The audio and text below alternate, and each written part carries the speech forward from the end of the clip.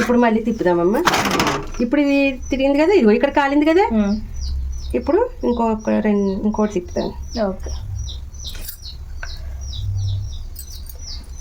Oil వరకు కావాల్సింది.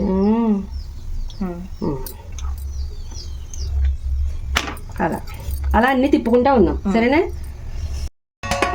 ఏంటలా మాడగొట్టేసు. ఇది మాడటం కాదే, దోరగా కాలటం అంటారు. అంటారా? మరి అలా ఇలాగే ఎంతసేపు పెట్టి కాల్చేవారు. నాకు మొన్న 5 చపాతీలు వేసి కాల్చినప్పుడు చాలా ఈజీగానే అనిపించింది, కానీ మధు ఇప్పుడు 10 ఒకసారి వేస్తే తిప్పలేకపోతున్నాను. ఇబ్బంది పెట్టేసినాయి. ఇగో తిప్పుతున్నప్పుడల్లా ఇబ్బంది పెట్టేసినాయి. ఒక 5 వేసుకొని ట్రై చేయండి చేయాలనుకుంటే. లేకపోతే లేదు, మనం ఎప్పుడు చేసుకున్నట్టే చేసుకోవచ్చు, ఇది ఎందుకులే అనుకుంటే మానేసింది. అంతే. ఒక తక్కువ చేసుకుంటే ఈజీగా బాగుంటది. లోపల చపాతీ పిండి మగ్గుతుంది అనమాట. నాకు ఐడియా బాగా నచ్చింది. నువ్వు ఒకేసారి 10 వేయకుండా ఉండాలి. అదే నేను అంటున్నాను.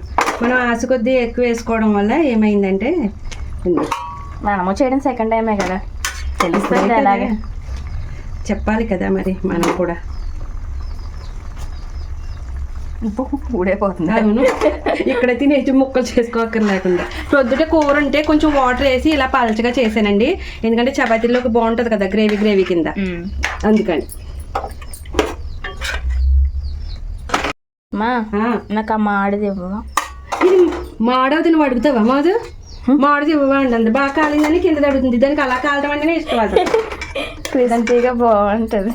అది క్రిస్పీగా ఉందా మాదు? కొంచెం అయ్యింది, సౌండ్ వచ్చేస్తుంది. అందుకే క్రిస్పీగా ఉంటే బాగుంటుంది. ఎస్, ఇంకా ఇలాగా క్రిస్పీగా అయ్యింది.